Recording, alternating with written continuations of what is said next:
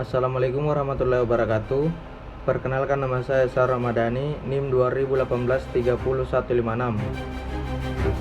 Sebagai pemateri pertama, saya akan memaparkan materi audit siklus penggajian dan personalia. 1. Siklus penggajian dan personalia melibatkan pekerjaan dan pembayaran kepada semua karyawan, penilaian dan pengalokasian biaya tenaga kerja yang tidak dapat menimbulkan masalah salah saji laba bersih yang material. 2. Audit siklus penggajian dan personalia mencakup pemahaman akan pengendalian internal, penilaian risiko pengendalian, pengujian pengendalian dan pengujian substantif atas transaksi, prosedur analitis, serta pengujian atas rincian saldo. 3. Perbedaan utama audit siklus penggajian dan personalia dengan siklus yang lain antara lain hanya ada satu kelas transaksi untuk pengujian. Transaksi pada umumnya lebih signifikan daripada akun neraca terkait pengendalian internal, umumnya sudah efektif di hampir keseluruhan perusahaan. 1. Akun dan transaksi dalam siklus penggajian dan personalia. Akun terkait siklus penggajian dan personalia antara lain akun kas penggajian, semua akun beban gaji, semua akun pemotongan pajak gaji, dan semua akun gaji akrual. Untuk akun gaji dan upah akrual hanya akan digunakan pada akhir periode akuntansi. Warahmatullahi wabarakatuh. Perkenalkan, saya Novianti, Stambuk 2018-300-069.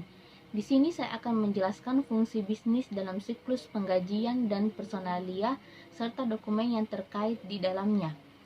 Yang pertama, auditor harus memahami fungsi bisnis dan dokumen terkait serta menilai risiko pengendalian dan merancang pengujian pengendalian dan pengujian substantif atas transaksi antara lain. Yang pertama, fungsi bisnis, personalia, dan kesempatan kerja, dokumen dan catatan terkait antara lain catatan sumber daya manusia, formulir otoritas pengurangan, dan formulir otoritas tingkat pembayaran. Yang kedua adalah fungsi bisnis, pencatatan waktu dan persiapan penggajian, dokumen dan catatan terkait antara lain kartu waktu, tiket, file transaksi penggajian, jurnal atau daftar penggajian, dan file induk penggajian.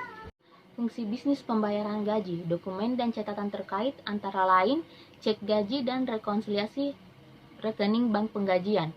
Yang keempat, fungsi bisnis penyusunan SPT pajak gaji dan pembayaran pajak, dokumen dan catatan terkait antara lain formulir W2 dan SPT pajak penghasilan. Metodologi untuk merancang pengujian pengendalian dan pengujian substantif atas transaksi, yaitu auditor dapat mengandalkan pengendalian internal organisasi karena tidaklah sulit untuk menetapkan pengendalian yang baik dalam siklus penggajian dan personalia. Dan auditor dapat memahami pengendalian internal dalam siklus penggajian dan personalia. Auditor dapat menilai risiko pengendalian. Terdapat pengendalian kunci untuk siklus penggajian dan personalia. Untuk menilai risiko pengendalian yaitu pemisahan tugas, otoritas yang tepat, dokumen dengan catatan yang memadai, pengendalian fisik terhadap aset, dan pengecekan yang independen atas kinerja. Formulir dan pembayaran pajak penggajian. Formulir dan pembayaran pajak penggajian merupakan hal yang sangat penting, baik karena jumlahnya yang seringkali material maupun kewajiban potensialnya akibat lalai menyerahkan formulir pajak secara tepat waktu. Yang pertama yang harus disiapkan yaitu penyiapan formulir pajak. Di sini, auditor harus mereview pengisian rekonsiliasi yang terinci atas informasi pada formulir pajak dan catatan yang diperlukan apabila auditor yakin bahwa SPT pajak disiapkan secara tidak benar. Yang kedua, pembayaran pemotongan pajak penggajian dan pemotongan lainnya. Di sini, auditor harus menguji bahwa klien telah memenuhi kewajiban hukumnya. Auditor harus menentukan persyaratan klien sesuai dengan ketentuan yang berlaku untuk menentukan klien telah melakukan pembayaran dengan jumlah yang benar secara tepat waktu. Merancang pengujian pengendalian dan substantif atas transaksi untuk memenuhi tujuan audit terkait transaksi pada siklus penggajian dan personalian. Auditor seringkali memperluas prosedur audit jika akun memiliki pengaruh signifikan atau menduga kemungkinan kecurangan yang cukup material. Maka terdapat hal yang perlu diperhatikan. Yang pertama itu hubungan antara penggajian dan penilaian persediaan. Jika tenaga kerja merupakan bagian yang material dari penilaian persediaan, auditor harus menekankan pada pengujian pengendalian internal terhadap klasifikasi transaksi yang tepat. Kedua, pengujian atas karyawan yang tidak ada. Untuk mendeteksi penggelapan auditor, dapat dilakukan pembandingan nama pada cek yang dibatalkan dengan kartu waktu dan catatan lainnya untuk mengetahui tanda tangan yang diotorisasi dan kelayakan endorsement. Yang ketiga, pengujian atas kecurangan waktu. Salah satu prosedurnya yaitu merekonsiliasi total jam yang dibayarkan menurut catatan penggajian dengan catatan jam kerja independen. Terakhir, laporan beban curang. Auditor seringkali melakukan prosedur tambahan sebagai bagian dari pengujian, penggajian, dan personalia. Hal ini disebabkan karena banyaknya pemalsuan laporan beban oleh manajemen. Maka itu auditor harus memberikan perhatian khusus pada laporan beban perjalanan dan hiburan bagi pejabat dan direktur. Metodologi untuk merancang pengujian atas rincian saldo. Tahap 1. Mengidentifikasi risiko bisnis klien yang mempengaruhi penggajian. Tahap 2. Menetapkan salah saji yang dapat ditoleransi dan risiko inheren. Tahap 3. Merancang dan melaksanakan prosedur analitis untuk siklus penggajian dan personalia. Tahap 1 dan 2. Menilai risiko pengendalian dan melaksanakan pengujian yang terkait.